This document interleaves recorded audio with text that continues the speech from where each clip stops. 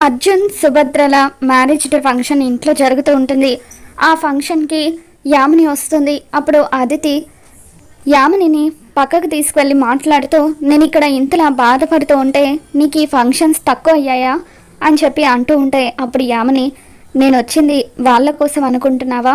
నేను వచ్చింది నీ కోసం, నీ సంతోషానికి, నీ జీవితానికి అడ్డుగా ఉన్నదాన్ని అడ్డు తొలగించడానికే నేను ఇక్కడికి వచ్చాను అని చెప్పి యామిని హ్యాండ్ బ్యాగ్లో నుండి కొన్ని క్యాండిల్స్ని బయటకు తీస్తుంది.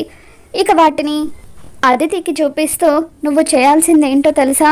ఎలాగైనా సరే ఈ క్యాండిల్స్ కేక్ మీద వచ్చేలాగా చెయ్యి.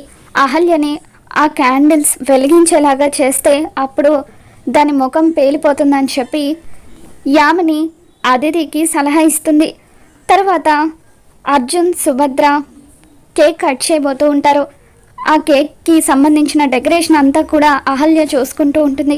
అహల్యని ఆ కేక్ మీద ఆ క్యాండిల్స్ని పెట్టి వెలిగించేసరికి ఒక్కసారిగా ఆ క్యాండిల్స్ పేలిపోవడంతో అందరూ ఒక్కసారిగా షాక్ అవుతారు. మరి యామిని అదితి కలిసి చేసిన కుట్ర వల్ల అహల్యకి ఏదైనా ప్రమాదం జరిగి ఉంటుందా? ఏం జరగబోతుందో మళ్ళీ మన ఛానల్లో తెలుసుకుందాం. ఈ వీడియో మీకు నచ్చినట్లయితే లైక్ చేయండి.